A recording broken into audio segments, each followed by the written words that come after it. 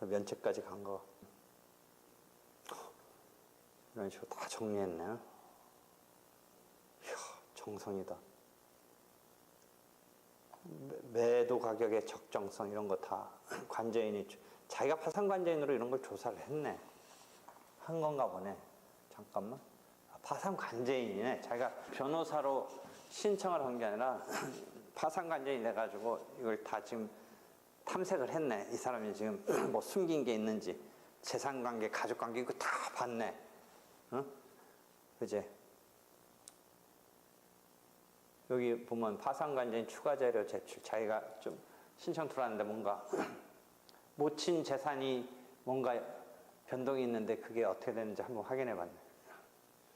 그 다음에 채무자가 처분한 주택. 이거 좀 의심스럽잖아. 주택이 있었는데 처분을 했으면.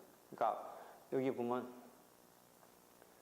근저당에 설정돼서 그 팔고 나서 돈이 정상적이면 사실은 팔았으면 그 돈이 어떻게 쓰이고 있는지 이런 거가 추적해보면 이게 거짓인지 뭔지 드러나는데 저당이 거의 설정돼서 남는 금액이 없다 막 이런 거 다 파악했네.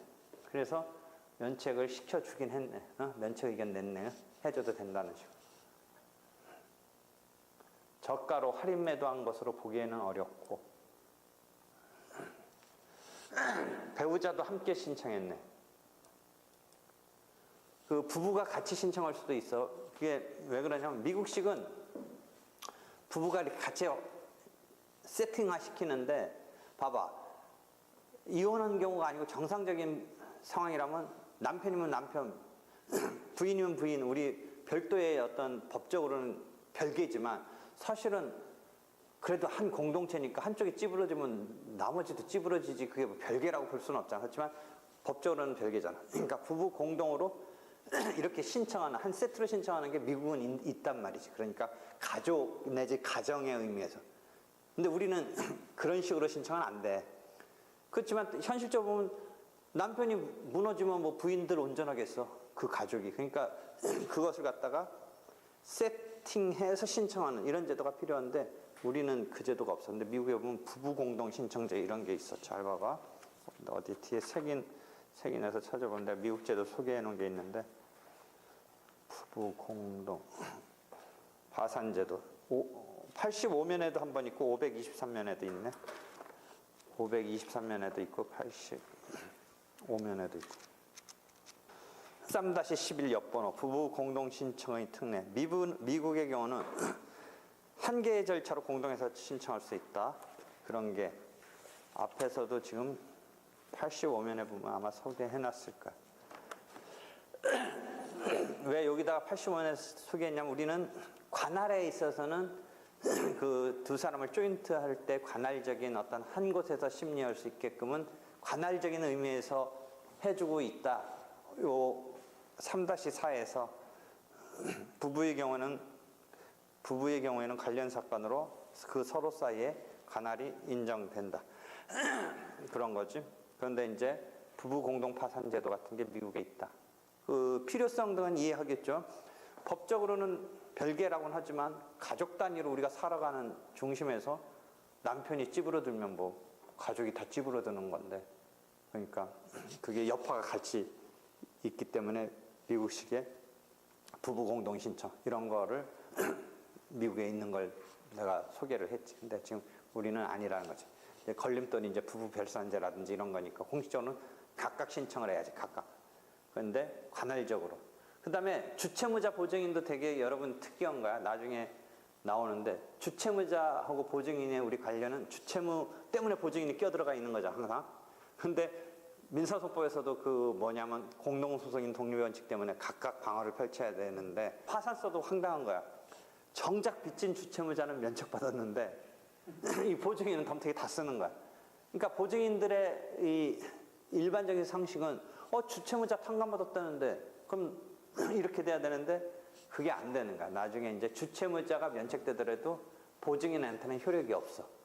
그러니까 보증인은 보증인대로 다 물어내야 돼. 주채무자는 쓱 면책받고 빠져나갔는데. 근데 우리 민법적인 원리에 보면 어떻게 되니? 주채무가가 없으면 수반성, 보증성 뭐 이런 것 때문에 보증채무 없어야 되잖아.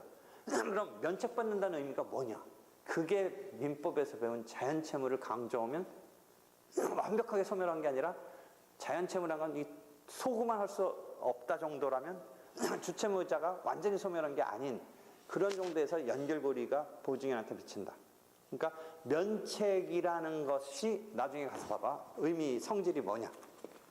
나는 달리 생각하는데 나는 어떤 입장이냐면 이 채무자 이런 보호 때문에 이 파산법을 처음에 도입할 때 소개를 했기 때문에 보증인도 좀 어떻게 좀 됐었으면 하는 생각.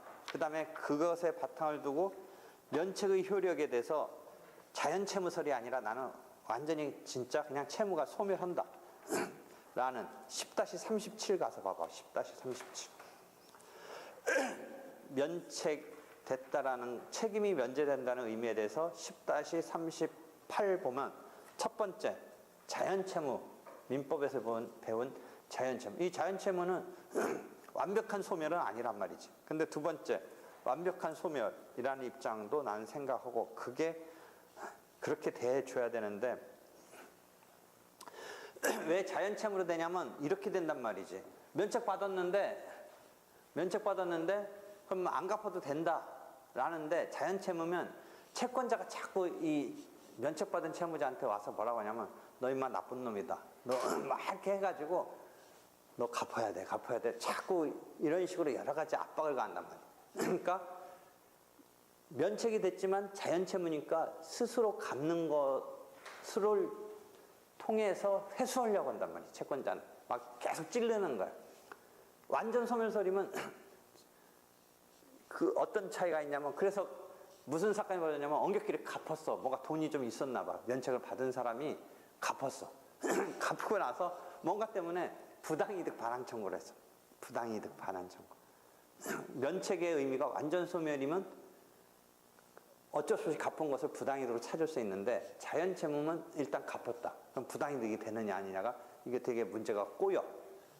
그러니까 채권자가 면책받은 사람한테 가서 여러 가지 압박카드를 쓸 수 있기 때문에 법적으로는 자연채무보다는 완전히 소멸한 거다. 끝난 거다.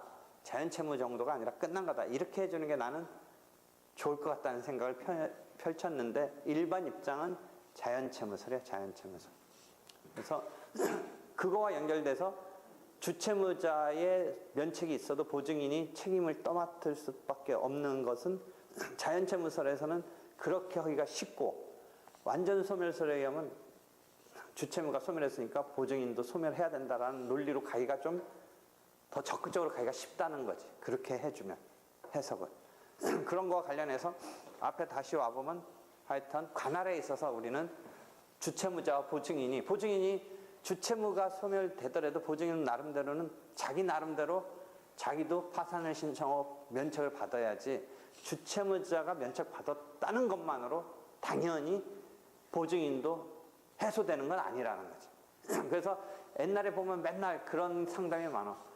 보증 섰는데 주채무자 면책받았다는데 하고서 보증인은 이런 게 나온다. 더더욱 보증인은 이제 민법적으로 보면 뭐냐. 주채무자한테 자기가 보증을 섰기 때문에 채권자한테 갚으면 민법적으로 보면 주채무자한테 구상권 행사할 수 있지. 보증인 입장에서는 채권자한테 자기가 갚고 구상권 행사할 수 있거든. 그럼 이 구상권은 또 뭐냐면 거꾸로 더 황당해. 그건 또 면책이 돼. 자, 무슨 말이냐 잘 봐봐. 채권자가 있고 채무자가 있고 보증인이 됐어. 그러니까 원래 우리가 민법적으로는 보증인이 채권자한테 갚고 이거를 구상할 수가 있지. 자기가. 이 구상권도 이 채무자라는 사람에 대한 채권자야. 그러니까 이 채무자가 면책받으면 자기 구상권도 날라가. 면책되면서 날라가.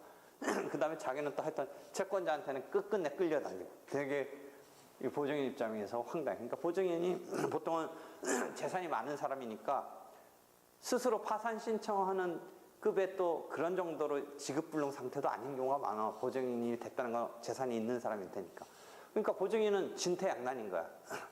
다 갚아줘야 되고 극단적으로 보증 쓴 게 잘못이긴 하지만 생돈 날리고 자기는 진짜 형편이 그 보증 쓴 것 때문에 형편이 안 되면 스스로 파산을 신청하고 면책받으면 되는데 그거야말로 진짜 남의 것 덤트기 쓰는 바람에 파산되고 면책받을 만한 사유는 되지 만약에. 근데 대부분 보증인은 재산이 있기 때문에 그걸 갚아줘도 자기 스스로 파산으로 갈 정도까지는 또 아니란 말이지. 그러니까 이 사람은 중간에 갚을 건 다 갚아주고 참 황당한 거지. 그러니까 주채무가 면책받았는데 보증인은 갚아야 된다. 이 논리를 보통 사람들 잘 못 이해하더라고. 법이 그렇게 되어 있어. 거기 보면 면책의 효력에서, 그러니까 이거 갖고 얼마나 사람들이 싸웠겠냐. 아마 헌법재판도 가고 그랬어. 그것 때문에. 면책의 효력에서 책임이 면제된다는 의미에서 우리는 자연채무다. 그 다음에 10-50일 가봐봐. 10-50일. 보증인에 대한 면책의 효력 10-50일.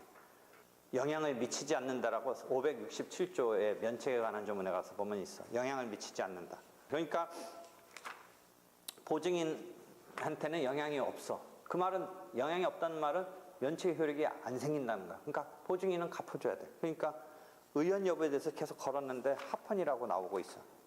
회사 정리 사건에서 92년도 9일 헌가 8구에서 합헌이다. 헌법에 위배되지 않는다. 그러니까 보증인 입장에서는 주채무자는 빠져나가는데 면책받아서 자기는 갚아라. 그거 참 그렇지? 그런 게 계속 지금 등장하네. 알겠죠?